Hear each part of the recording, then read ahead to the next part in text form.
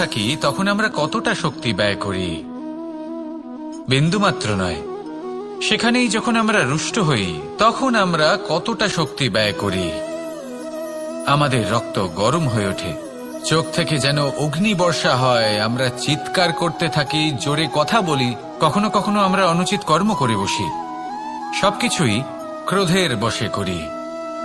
এবার এই ক্রোধকে মৌনতায় পরিণত করতে হবে। এই কাজটা চোখে দেখা যায় না, এই কাজ সরল নয়, এই কাজ হলো অত্যন্ত কঠিন এবং এই কাজই শ্রেষ্ঠ। সেই ব্যক্তি শক্তিশালী নন যিনি কথায় কথায় ক্রুদ্ধ হয়ে যান, কথায় কথায় যিনি আক্রমণ করেন। আজ্ঞে না, সব থেকে বেশি শক্তিশালী ব্যক্তি হলেন তিনি যিনি নিজের ক্রোধকে মৌনতায় পরিবর্তন করতে পারেন, যিনি শান্ত মনে পরিস্থিতিকে বোঝেন, তার আকলন করেন আর তারপর বিবেকের দ্বারা সিদ্ধান্ত নেন। তিনি হলেন সব থেকে শক্তিশালী ব্যক্তি। তাহলে সেই ব্যক্তি হয়ে উঠুন আর আমার সাথে ভালোবেসে বলুন, রাধা রাধা। জীবনে যখন আমরা কোনো পরিস্থিতির সম্মুখীন হই তখন আমাদের সামনে দুটো পথ থাকে, তাদের মধ্যে কোনো একটা নির্বাচন আমাদের করে নিতে হবে, এই মনে করে নিতে হবে।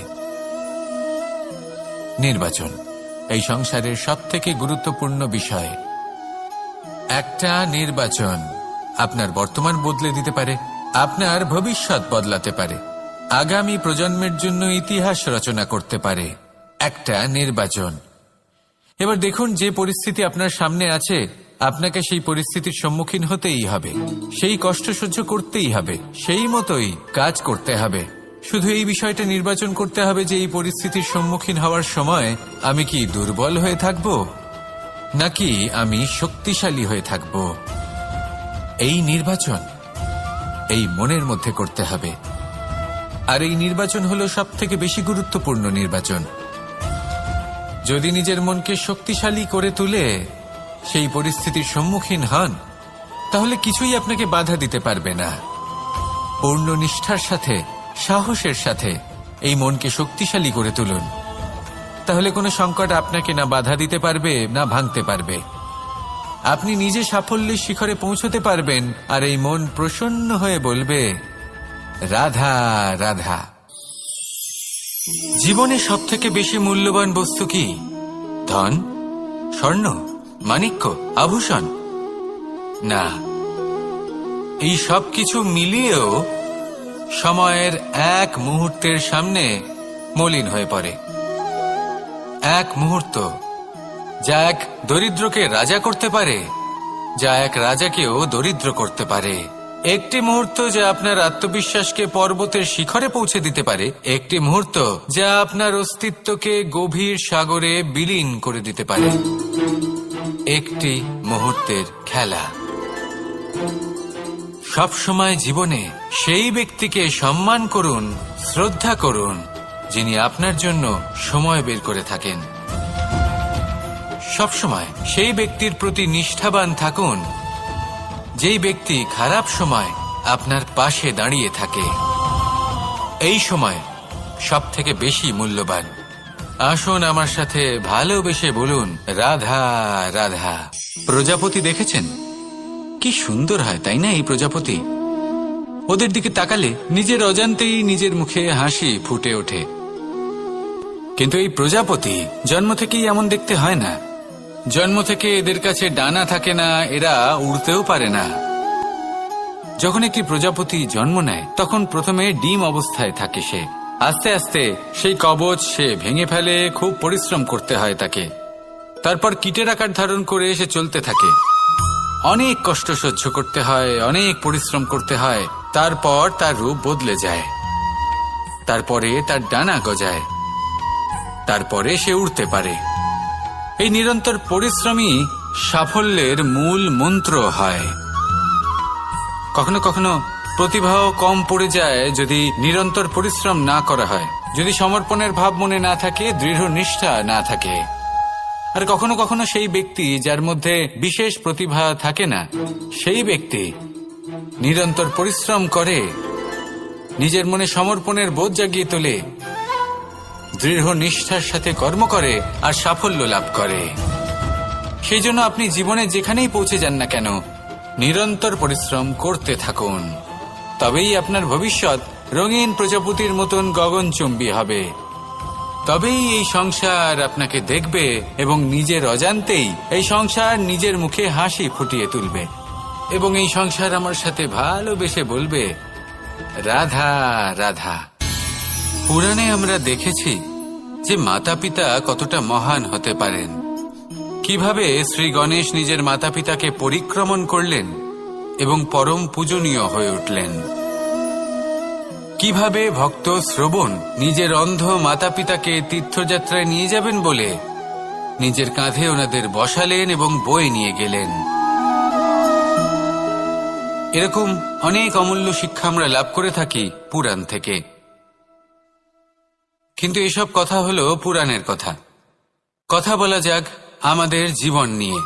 আমাদের এই জীবনে আমাদের মাতা পিতা কেন আমাদের কাছে এতটা অমূল্য? কেন আমরা ওনাদের এতটা ভালোবাসি? কেন আমরা ওনাদের এত সম্মান করি? আর কেনই বা ওনাদের এতটা সম্মান করা উচিত? মমতার কারণে। মায়ের মনের এক ধরনের মমতা, পিতারও এক ধরনের মমতা। এই দুইয়ের মমতা ভিন্ন, কিন্তু এনাদের দুজনের মমতার কেন্দ্রবিন্দু হলো ওনাদের সন্তান। মাতা মমতার কারণে সকালে তাড়াতাড়ি উঠে পড়েন, খাবার তৈরি করেন, এটা ভাবেন যে আমার সন্তান যেন অভুক্ত না থাকে।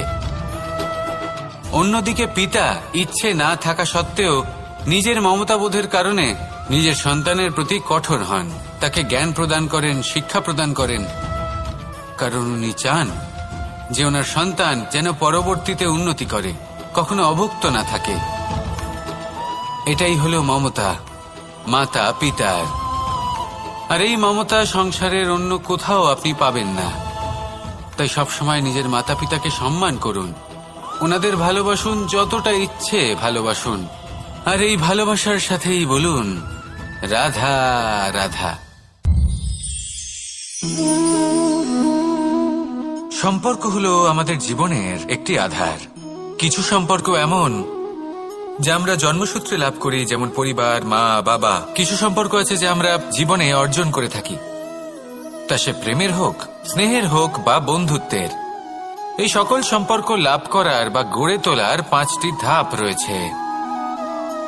প্রথম ধাপ, কোনো ব্যক্তির সাথে আলাপ হওয়া, তার সাথে কথা বলা বা তাকে দেখা। দ্বিতীয় ধাপ, সে ব্যক্তিকে আমাদের ভালো লাগা। তৃতীয় ধাপ, আমাদের এটা চাইতে শুরু করা যে জীবনে এই ব্যক্তি যেন আমাদের বন্ধু হন, আমাদের জীবনে থাকেন, বা আমাদের কাউকে ভালোবেসে ফেলা আর এটা আমাদের ভাবা বা চাওয়া যে সেই ব্যক্তি যেন আজীবন আমার সাথে থাকেন, আমার জীবনে আমার সাথী হয়ে। চতুর্থ ধাপ, লাভ করা। এবার এই ধাপটি অনেক মানুষের পক্ষেই খুবই সরল হয়, বড়ই সরলভাবে নিজেদের সঙ্গীকে লাভ করে থাকেন। কিছু মানুষের জন্য এই ধাপ অত্যন্ত কঠিন হয়ে থাকে। অনেক প্রতিকূল পরিস্থিতির উপর জয়লাভ করে তারা সঙ্গীকে লাভ করেন, কিন্তু লাভ অবশ্যই করেন।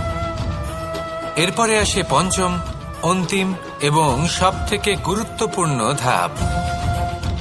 সেটা হলো সেই সম্পর্ক পালন করা। এটা হলো এমন এক বিষয় যা প্রত্যেক মানুষের শেখা উচিত। যদি ব্যক্তি নিজের জীবনে সম্পর্ক রক্ষা করতে শিখে যান, তবে প্রত্যেক সম্পর্ক তার জীবনকে স্বর্গ করে তুলবে। আসুন আর আমার সাথে ভালোবেসে বলুন, রাধা রাধা। জ্যোতিষ একটা বিদ্যা, এ হলো একটা বিজ্ঞান। যে নক্ষত্র দশায় আপনি জন্মগ্রহণ করেছেন, যে স্থানে আপনার জন্ম হয়েছে, এগুলো আপনার জীবনের দিশা স্থির করার ক্ষেত্রে গুরুত্বপূর্ণ ভূমিকা পালন করে। কিন্তু যে রাশিতে আপনি জন্ম নিয়েছেন আর আপনার যা নাম স্থির হয়েছে, সেটা আপনার ভবিষ্যৎ নির্ধারণ করবে তা আবশ্যক নয়। রা দিয়ে রাম এবং রা দিয়ে রাবণ, এই দুজনের রাশি সমান ছিল, কিন্তু একজন নিজের শক্তির দুর্ব্যবহার করলেন। স্বর্ণ লঙ্কার অধিপতি রাবণ, চতুর্দিকে বিজয়ী হওয়া সেই ব্যক্তি নিজের পতনের সম্মুখীন হলেন। শ্রীরাম রাবণকে বধ করলেন। শ্রীরাম, যিনি নিজের কর্ম দ্বারা, নিজের পরিশ্রম দ্বারা ঈশ্বর উপাধি লাভ করেছিলেন, 14 বছরের বনবাস ভোগ করলেন, আর যখন বিপদে পড়লেন তখনও নিজের রাজ্যের সাহায্য নিলেন না। বনের মধ্যে নিজে বানর এবং ভাল্লুকদের নিয়ে একটি সেনাবাহিনী গড়ে তুললেন এবং রাবণকে তার কুকর্মের শাস্তি দিলেন। তাই সর্বদা এটা মনে রাখবেন, আপনার খ্যাতি, আপনার ভবিষ্যৎ আপনার কর্ম নির্ধারণ করে, আপনার রাশি নয়। তাই সবসময় শ্রেষ্ঠ কর্ম করুন আর আমার সাথে ভালোবেসে বলুন, রাধা রাধা। আমাদের সকলের কাছে বৃক্ষ অত্যন্ত প্রিয়। আমরা সর্বদাই চাই এই বৃক্ষ যেন সবুজ থাকে, ফুলে ফলে ভরে থাকে, আমাদের ছায়া প্রদান করে, তা যেন সুস্থ থাকে, আমাদের ফল প্রদান করে। আর সেই জন্য আমরা প্রতিদিন সেই বৃক্ষকে জল প্রদান করি। কিন্তু কখনো ভেবে দেখেছেন যে জল তো আমরা বৃক্ষের গোড়ায় দিই, তারপরেও এই জল সেই বৃক্ষের প্রত্যেকটি পাতায় ঠিক পৌঁছে যায়? এটা কিভাবে সম্ভব? কিছুটা এরকমই হলো আমাদের কর্ম। যদি এই পৃথিবীতে থেকে শুদ্ধ মনে সৎকর্ম করেন, এই কর্ম সোজা ঈশ্বরের কাছে গিয়ে পৌঁছয়। যদি শ্রদ্ধাভাব নিয়ে সমর্পিত হয়ে শুদ্ধ চিত্তে আপনি কাউকে সেবা করেন, তা সে মাতা পিতাই হোক, পরিবার হোক, গুরু হোক, পশুপক্ষী হোক বা সমাজ হোক, তাহলে সেটা সোজা ঈশ্বরের চরণে সমর্পিত হয়। সবসময় শুদ্ধ চিত্তে সমর্পিত হয়ে এবং মনে শ্রদ্ধা ভাব নিয়ে কর্ম করুন। ঈশ্বর নিজে থেকেই এর ফল আপনাকে প্রদান করবেন। আসুন আমার সাথে ভালোবেসে বলুন, রাধা রাধা। আশা এবং বিশ্বাস মানুষের জীবনের 2 অমূল্য স্তম্ভ। এটাই হলো ঢাল এবং এটাই হলো অস্ত্র। এটাই আমাদের রক্ষা করে এবং এটাই আমাদের জীবনের পথ প্রশস্ত করে। কিন্তু ছোট একটা সমস্যা আছে। এবার যদি আপনি বটবৃক্ষের থেকে এই আশা রাখেন যে এ আমাকে ফল দেবে, তাহলে সেই আশা ভঙ্গ হওয়াই স্বাভাবিক। আর যদি আপনি বিশ্বাস করেন যে খেজুর গাছ আপনাকে ছায়া প্রদান করবে, তাহলে সেই বিশ্বাসও অবশ্যই ভঙ্গ হবে। তাহলে কি করা উচিত? চোখ বন্ধ করে যে কাউকে বিশ্বাস করার আগে বা যে কারোর থেকে আশা রাখার আগে নির্বাচন করুন যে কার ওপর বিশ্বাস রাখতে চান, কার ওপর আশা রাখতে চান। তবে আমি তো বলবো যে বিশ্বাস করতে হলে নিজের ওপর করুন, যে এই সংসারে এমন কোনো কাজ নেই যা আপনি করতে পারেন না। আর শুধু কর্ম করতে থাকুন আর ভরসা রাখুন ঈশ্বরের ওপর, যে উনি আপনার কর্ম দেখবেন আর আপনাকে আপনার কর্মফল অবশ্যই দেবেন, আপনাকে সাফল্য দেবেন। যদি আপনার বিশ্বাস অটল হয়, নিরন্তর পরিশ্রম করেন, তাহলে ঈশ্বর কখনোই আপনার আশা ভঙ্গ হতে দেবেন না। আসুন আর আমার সাথে ভালোবেসে বলুন, রাধা রাধা। যখন মানুষের মৃত্যু হয় তখন কি হয়? অনেক সংখ্যক মানুষ শোক পালন করতে চলে আসেন। যে ব্যক্তি মৃত্যু লাভ করেছেন তার অনেক বস্তু থাকে যেগুলো তার প্রিয়, যেগুলো তিনি ব্যবহার করেছেন। তার শয্যা, তার বস্ত্র, তার আভূষণ সবকিছু তার থেকে বিচ্ছিন্ন করা হয় এবং খালি হাতে তাকে শ্মশানের উদ্দেশ্যে রওনা করা হয়। আমি আপনাকে এই প্রশ্ন করতে চাই, আপনি এই সংসারে কি অর্জন করেছেন? ধন সম্পত্তি, বস্ত্র, আভূষণ, এই সবকিছু যে আপনি অর্জন করেছেন, আপনার মৃত্যুর পরে তা আপনার থেকে দূর হয়ে যাবে। এর উত্তর হলো একটাই, আপনার কর্ম। শুধু সেটাই আছে যা একান্ত আপনার, আর শুধু সেটাই এই সংসার থেকে চলে যাওয়ার পরেও সংসারেই জীবিত থাকবে। যদি আপনি দুষ্কর্ম করেন, তাহলে এই সংসার আপনাকে একটি অনুচিত উদাহরণ হিসেবে মনে রাখবে যে এই ব্যক্তি খুব পাপী ছিল, অনুচিত কর্ম করতেন। যে পথে তিনি চলেছেন সেই পথে কারোর চলা উচিত নয়। সেখানেই যদি আপনি সৎকর্ম করেন, তাহলে সংসার চিরকাল এটাই বলবে যে খুব ভালো মানুষ ছিলেন, সবাইকে ভালোবাসতেন, সবাইকে সাহায্য করতেন, আমার খুব প্রিয় মানুষ ছিলেন। এটাই হলো শ্রেষ্ঠ কর্ম। সেই জন্য জীবনে শুধুমাত্র ধন, সম্পত্তি, আভূষণ এই সব অর্জন করতে গিয়ে নিজের মনোনিবেশ করবেন না। শ্রেষ্ঠ কর্ম করুন। সংসার থেকে চলে যাওয়ার পরেও এই কর্মই এই সংসারে আপনাকে জীবিত রাখবে। আসুন আমার সাথে ভালোবেসে বলুন, রাধা রাধা। কখনো কখনো অন্ধকারের সাথে লড়াই করার জন্য আমরা প্রদীপ জ্বালাই। এতে প্রথমে সলতে রাখি, তারপর তেল ঢালি, তারপর আগুন জেলে এটা প্রজ্বলিত করি। তারপর একটা সময় আসে যখন এই প্রদীপ নিভে যায়। কারণটা কি? কারণ কি এটা যে প্রদীপের প্রকাশমান হওয়ার ক্ষমতা সমাপ্ত হয়েছে? না, এই যে আগুন আমরা দেখতে পাচ্ছি, এই আগুনের জন্য যে শক্তির প্রয়োজন হয় তা আসে এই তেল থেকে। যদি এই তেল সমাপ্ত হয়ে যায় তাহলে এই প্রকাশ তাও সমাপ্ত হয়ে যায়। আর আমাদের জীবনে এই তেল হলো আমাদের কর্ম, আর এই আগুন আর এর দ্বারা উৎপন্ন হওয়া প্রকাশ আমাদের ভাগ্য। যত আমাদের কর্ম ক্ষীণ হতে থাকবে, আমাদের ভাগ্য, সৌভাগ্য কোথাও না কোথাও লুপ্ত হয়ে যাবে। যে উজ্জ্বল ভবিষ্যৎ আমরা চাইছি তা কখনো লাভ করতে পারবো না যদি কর্ম না করি। ঠিক যেমন তেল ছাড়া অগ্নি উৎপন্ন হয় না, তেমনি কর্ম ছাড়া সৌভাগ্য হয় না। আর যেমন কর্ম তেমন ভাগ্য।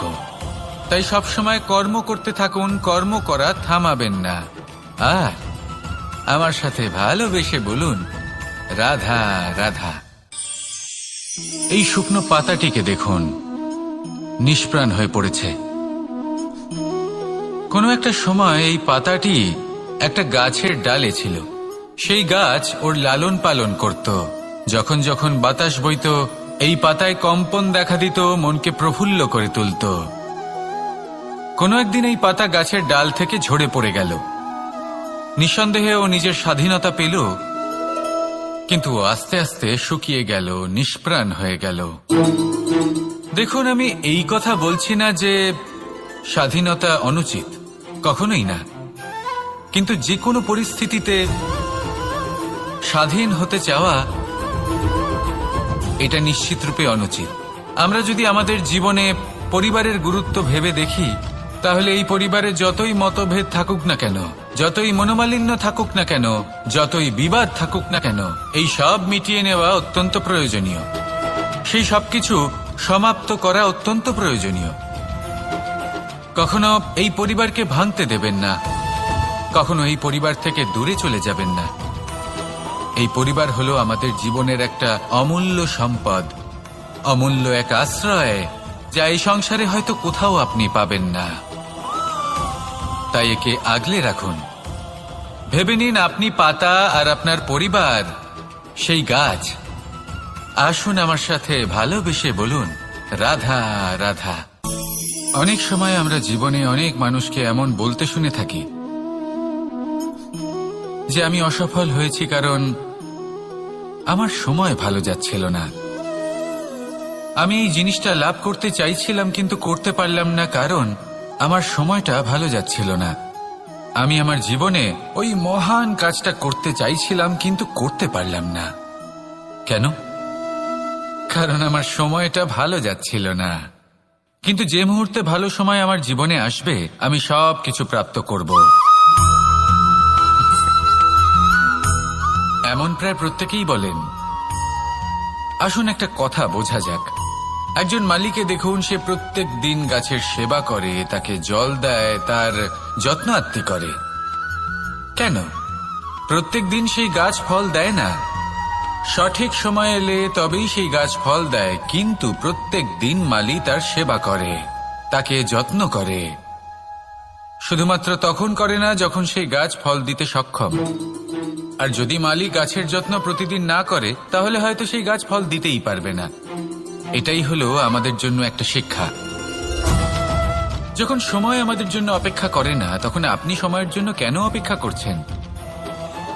ভালো সময়ের জন্য অপেক্ষা করবেন না। ভালো এবং শুভ কর্ম দ্বারা ভালো সময়কে নিজের কাছে টেনে আনুন। নিরন্তর কর্ম করুন, পরিশ্রম করতে থাকুন। শুভ সময় আপনা থেকেই আপনার কাছে আসবে।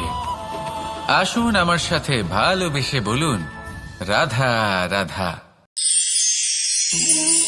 কস্তুরী তাকে ধারণ করে যে হরিণ তার নাভিতে থাকে, কিন্তু সেই হরিণ ওই কস্তুরীর সুগন্ধ নিয়ে তা পাওয়ার জন্য এদিক ওদিক ছুটে বেড়াতে থাকে। সেই হরিণ এই কস্তুরী অবশ্যই পেতে পারে যদি সে নিজের ভেতরে উঁকি মেরে দেখে। এবারে দেখুন, সুর বাঁশির মধ্যেই থাকে, শুধু প্রয়োজন তাকে খুঁজে বার করার চেষ্টা, অবিরাম চেষ্টা। ঠিক এরকমই হয় আমাদের শক্তি, যা আমাদের ভিতরে লুকিয়ে আছে। ভাবুন, যখন পরমাত্মা আমাদের ভেতরেই আছেন, তখন তাকে আমরা বাইরে খুঁজব কেন? আমরা নিজেদের অন্তরে তখনই দেখি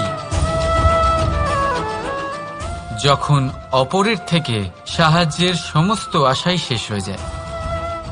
তাই জীবনে কেউ সাহায্য করবে এই আশা করে বসে থাকবেন না, নিজেই নিজেকে সাহায্য করুন। রণক্ষেত্রে আপনি ভালো সারথি পেতেই পারেন, কিন্তু জীবনের এই যাত্রাপথে আপনাকেই নিজের সারথি হতে হবে। রাধা রাধা। আমার দাদা আমাকে অনেকবার বলেছেন, কানাই তুমি তো স্বয়ং নারায়ণ, তুমি এক তুড়িতেই সবকিছু এমনি ঠিক করে দাও না কেন? এবার দাদাকে কি করে বোঝাবো? আচ্ছা, আপনি নিজেই ভেবে দেখুন, সিংহকে জঙ্গলের রাজা বলা হয়, কিন্তু সিংহ শুধুমাত্র তার ইচ্ছে প্রকাশ করলেই কোনো হরিণ কি নিজেই হেঁটে তার কাছে আসবে? নিজেই কি রাজি হয়ে যাবে তার আহার হওয়ার জন্য? না, কখনোই না। যে কোনো কাজকে সফল করে তোলার জন্য আপনাকে চেষ্টা করতে হবে, পরিশ্রম করতে হবে, যাতে সেই কাজ ভালোভাবে সম্পন্ন হয়। শুধু ইচ্ছে দিয়েই কোনো কার্যসিদ্ধি হবে না। ইচ্ছে থেকে স্বপ্ন তৈরি হয়, তবে সেইগুলো সফল করতে গেলেও আপনাকে পরিশ্রম তো করতেই হবে। মনে করুন আপনার ইচ্ছে হলো খেতে, আর কোনো দয়ালু ব্যক্তি এসে আপনার সামনে খাবার রেখে দিল, তাও তা খেতে গেলে পরিশ্রম আপনাকেই করতে হবে। যদি ভালোবাসার ইচ্ছে থাকে, তাহলেও নিঃস্বার্থ নিষ্পাপ মনে ভালোবাসুন। দেখুন, আপনি স্বপ্নে অবশ্যই উঠতে পারেন, কিন্তু এই পৃথিবীতেই আপনাকে বেঁচে থাকতে হবে। আর যদি এই ধরিত্রীতে আপনি এগিয়ে যেতে চান, তাহলে এই ভূমিকে পা দিয়ে আপনাকে পিছনে ঠেলতেই হবে। রাধা রাধা। জীবনে আমাদের অনেকের সাথে দেখা হয়, অনেকের সাথে বাক্যালাপ হয়। বহু মানুষকে প্রসন্ন বলে মনে হয়, আবার বহু মানুষকে চিন্তিত বলে মনে হয়। কিন্তু আপনি যদি এটা বোঝার চেষ্টা করেন যে কে বেশি প্রসন্ন থাকে আবার কে বেশি চিন্তিত থাকে, তাহলে আপনি এটা লক্ষ্য করবেন যে বৃদ্ধ আর যুবক বেশিরভাগ সময় চিন্তিত থাকেন, অন্যদিকে বালক সর্বদাই প্রসন্ন থাকে, চিন্তার কোনো রেশই থাকে না। এর কারণ কি? এবারে আপনি বলবেন, এত সহজ বিষয়, বালকদের মধ্যে এত বোধই কোথায় যে তারা জীবনের সমস্যা বুঝতে পারবে, কষ্ট বুঝতে পারবে, দায়িত্ব বুঝতে পারবে? বিষয়টা আসলে তা নয়। বৃদ্ধের বিষয়ে যদি আমরা কথা বলি, তবে বৃদ্ধ নিজের বিগত সময় নিয়ে ভাবতে ভাবতে মনে মনেই দুঃখী হয়ে যায়। যুবক নিজের ভবিষ্যতের বিষয়ে ভেবে ভেবে চিন্তা করতে থাকে আজ। কিন্তু বালক শুধুমাত্র বর্তমানে বেঁচে থাকে, আর সেই জন্যই প্রসন্ন থাকে। দেখুন, বিষয়টা অত্যন্ত সরল। আপনি আপনার বিগত কাল পাল্টাতে পারবেন না। এখন যদি আপনি নিজের ভবিষ্যৎ আরো উজ্জ্বল করতে চান, তাহলে আজ নিজের কর্ম করতে হবে, আজ পরিশ্রম করতে হবে আপনাকে। তাহলে ভুলে যান গতকাল আর আগামীকালের চিন্তা, বর্তমানে আনন্দ করুন। কারণ এই বর্তমান আপনার ভবিষ্যৎ উজ্জ্বল করতে পারে। আবার এই বর্তমান আগামী সময়ে আপনার সেই বিগত কাল হবে, যার কথা ভেবে আপনার গর্ব হবে। রাধা রাধা।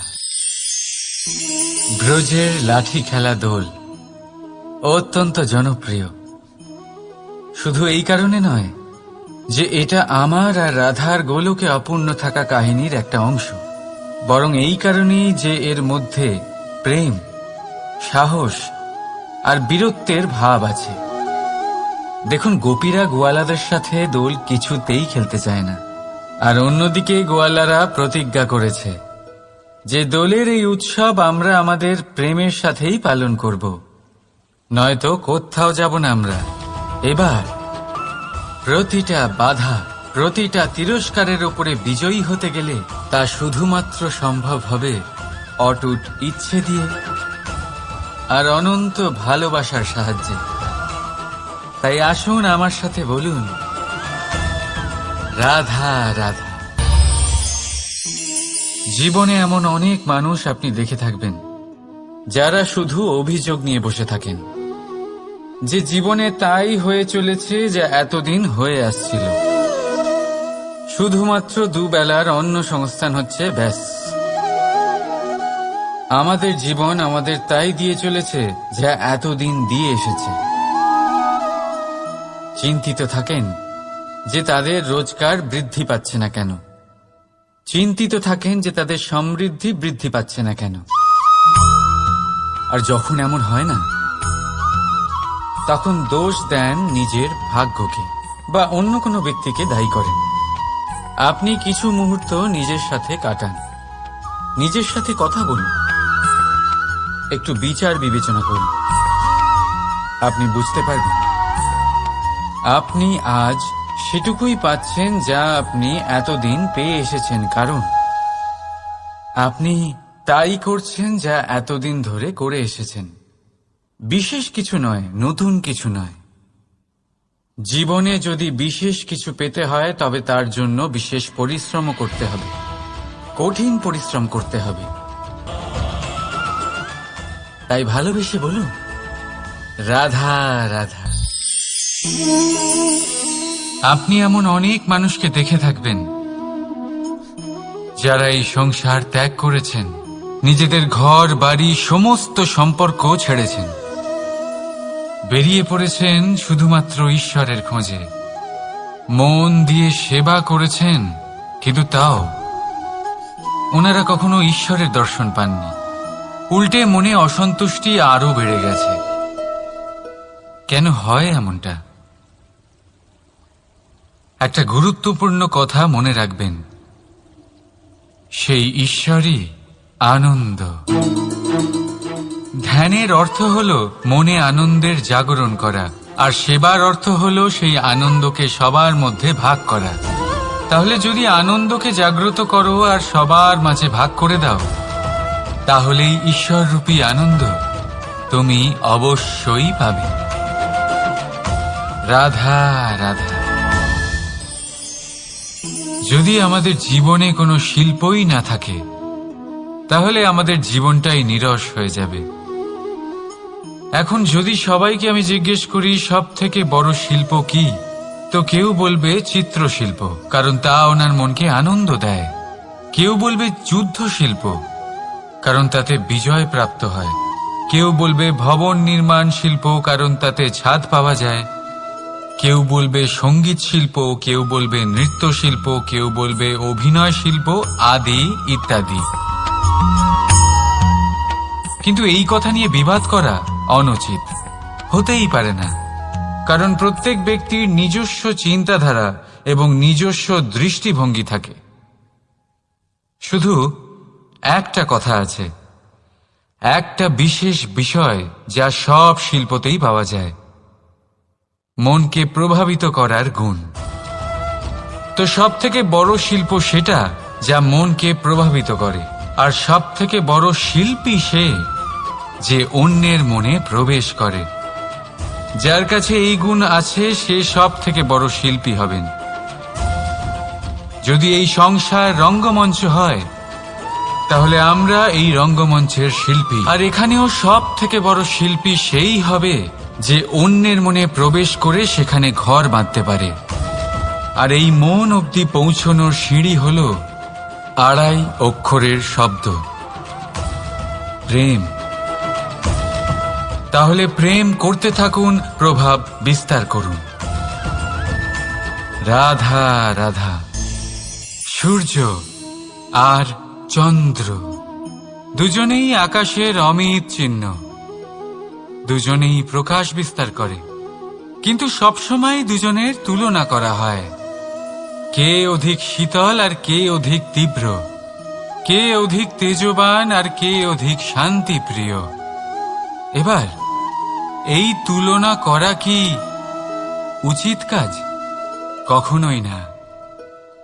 কারণ এই দুজনেই যতই প্রকাশপুঞ্জ হোক, কিন্তু এই দুজনেই ভিন্ন।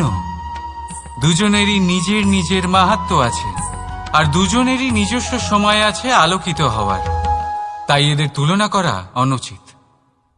ঠিক সেইভাবেই আমাদের জীবনেও তুলনা করা অনুচিত হবে। নিজের তুলনা অন্য কারোর সাথে কখনো করবেন না। আর যদি অন্য কেউ আপনার তুলনা অন্য কারোর সাথে করে, তাতে মন দেবেন না। কারণ এই তুলনা থেকে নিজেকে হীন ভেবে নেওয়া আপনার জন্য ক্ষতিকর। এটা আপনার জন্য লাভজনক নয়। শুধু চেষ্টা করতে থাকুন, নিজেকে বিস্তার করতে থাকুন, আর অপেক্ষা করুন সঠিক সময়ে। কারণ সঠিক সময় আসলে আপনি নিজের গুণ, নিজের দক্ষতা অবশ্যই দেখাতে পারবেন। রাধা রাধা।